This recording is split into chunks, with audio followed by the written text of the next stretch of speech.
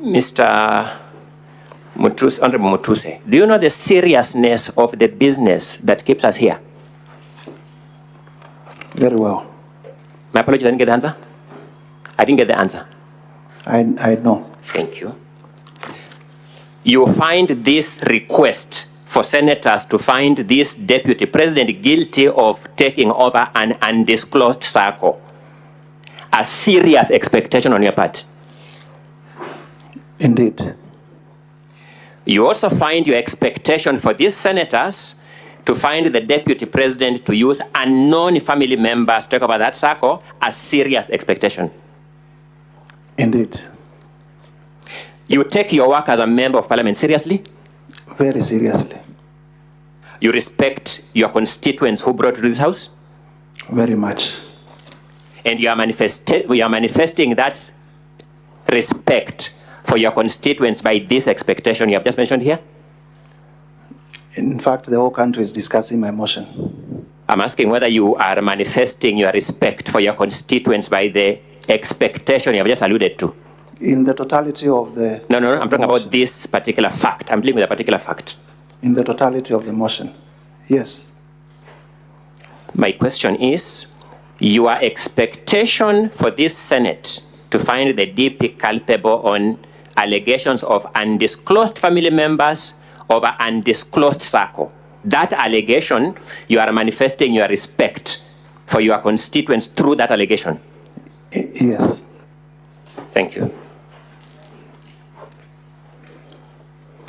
Paragraph A alleges that His Excellency Rigathi Gachagua has connived with cartels in the tea sector to block the Kenya Tea Development Agency from implementing guaranteed minimum returns that would benefit smallholder tea farmers. Is that the allegation? Indeed. Have you given us in this motion or in the supporting evidence the name of any cartel? No. Have you given us in this motion or in the supporting evidence the grievance or the complaint by the Kenya Tea Development Agency? No. This is also part of your expression of respect for your constituents. Indeed. It is also part of the seriousness with which you take this motion. Indeed. Thank you.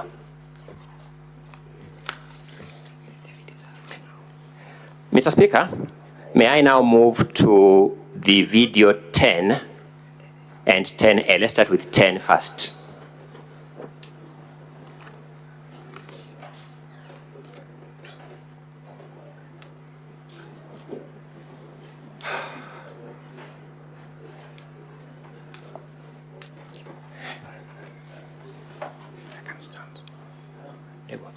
Watu ya Kayole, tangu mtupatie nafasi ya uongozi, sijapata nafasi ya kuja kusema asanti.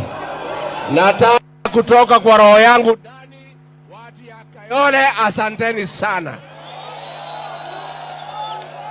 Mimi najua nimeona iko shida ya watu ambaye walibomolewa, si ndio? Na nimeona mumeandika vizuri ya kwamba mteue kamati ya watu wachache ndio mkuje niketi na nyinyi. Just pause there. Mtakubaliana? Pause there. At that time, the deputy president is suggesting that he needs the people, the citizens there to have a small committee to have an engagement with him. True or not true? True. Is there anything wrong with that claim by the deputy president? There is nothing wrong with... Let's proceed. Mimi ningetaka wale watu ambaye walipata shida hii ya ubomoaji, ambaye ni kitu tulikuwa tumeahidi wananchi haitafanyika kwa serikali yetu. Mimi ningetaka niwasikize na nitapanga na mheshimiwa Meja Dong wakuje ndio tukue na nafasi ya kuongea. Let's pause there. Tumekubaliana? The deputy president is saying he wants to listen to those people so that together they can talk. Is that what he's saying? Ambayo ni kitu tulikuwa tumeahidi haitafanyika kwa serikali yetu. No, you didn't get my question, Mr. Mutuse. Please be a good listener. Just answer my questions. The Deputy President is saying he wants those to sit with Honorable Madong, I didn't get the name right, and those people so that they can sit and talk. Is that what he's saying? In context, yes, that's part of it. Is there anything wrong with that statement? There's nothing wrong with people sitting. The Deputy President is also saying that they had promised during the campaigns that they will not be demolishing people's structures. Is that what he's saying? Yes, he's saying that. Is there anything wrong in that promise?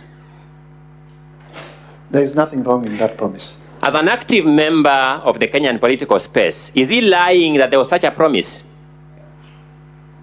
I wouldn't know. You wouldn't know. Let's proceed. Tumekubaliana. Tumekubaliana. Watu ya Kayole. Let us not have a war with wananchi. Let's stop there. The Deputy President is saying, let us not have war with the wananchi. Do you find anything offensive in that statement? There is nothing offensive. Thank you. Let us not have a war with wananchi. Tusipigane na wananchi wale walituchagua. Let us be empathetic. Let's stop there. Let us. He's calling for empathy towards wananchi. Is that correct? Yes, indeed. Do you find anything offensive in that call? It is the forum where he's saying it. Do you have anything wrong with that call for empathy? I have a problem with the forum where... No, you're answering your own question. I'm asking whether you have a problem with the call for empathy. My allegation is that he had forum... I've asked whether you have a problem with his call for empathy. Please answer my question. He would have said as much in cabinet. Please answer my question. Do you have a problem with a call for empathy? I have no problem with the call for empathy other than... Let me move to the next question. Do you have a problem with a Deputy President calling for empathy in public? I have no problem other than the forum. What forum was that, by the way? This appears to be a press conference. What law prohibits a Deputy President from calling for empathy at a press conference? The law is that you raise all those issues in cabinet. Which law prohibits a Deputy President from calling for empathy at a press conference? There is no law that prohibits a deputy. Thank you so much. Let's make progress with the playing of the video. If people must move, let there be an engagement. Thank you so much. What is wrong with that statement? If people must move, let there be an engagement. What is wrong with it? There is nothing wrong with having engagement. Thank you. You are a lawyer, you said? Yes. You know the principle of public participation? Indeed. It's actually what the Deputy President is addressing. The Deputy President is saying, let's have an engagement. That is consistent with the constitutional principle of public participation. True or not true? Well, that's you saying so. The Deputy President is saying, let's have an engagement. Is that consistent with or inconsistent with the constitutional principle of public participation? Engagement and public participation may mean different things at different levels. The Deputy President is saying, let us have an engagement. I'm asking whether that is consistent with or inconsistent with the principle of public participation. Again, as I said, we would imagine before a policy goes to cabinet, it has also been taken through public participation.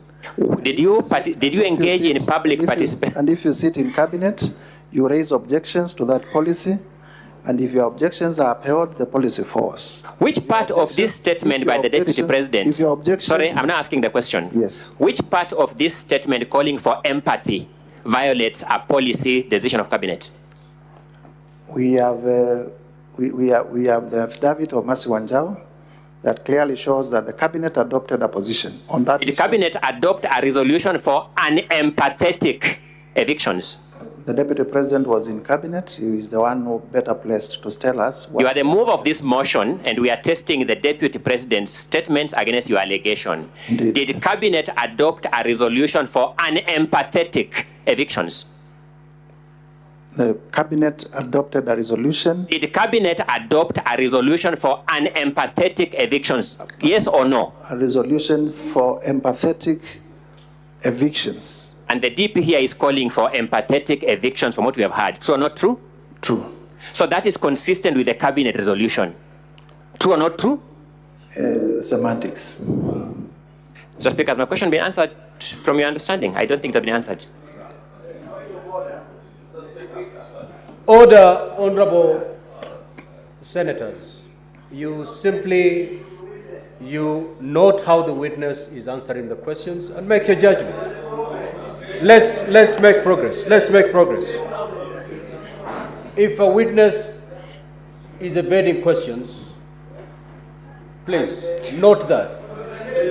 Proceed. Mr. Speaker, you are right in that ruling, save that he's doing this at the expense of my time and the Deputy President's time, and at the compromise of the Deputy President's right to a fair hearing, where he has to have adequate time, which means time managed economically. Proceed. Did Cabinet approve unempathetic or empathetic evictions? Cabinet approved evictions in public interest. I'm asking a different question. Empathetic. Did the Deputy President call for empathy or lack of empathy? Empathy. Is that call by the Deputy President consistent or inconsistent with the Cabinet resolution? Inconsistent. Did Cabinet approve a resolution not to engage citizens in the demolitions? That I wouldn't know because I'm not a member of Cabinet. And yet you are saying that call by the Deputy President to engage citizens is part of the violation of the Cabinet resolution. In context.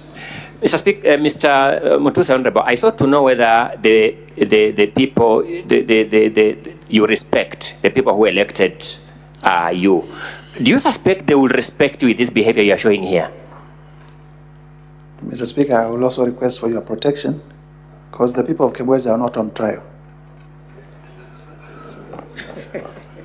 I didn't try the Counsel for the Deputy President, just stick to the subject matter. Mr. Speaker, we seek that our witness not be subjected to barbs or badgering. The question whether he respects or the people respect him and whatnot. The allegation is clear in black and white. If we could stick to that, it would help. My learned colleague, Dr. Counsel, I've already ruled on that. I know, but my Lord, there's a question or issue here. Progress. I'll make the progress, Mr. Speaker, as you direct.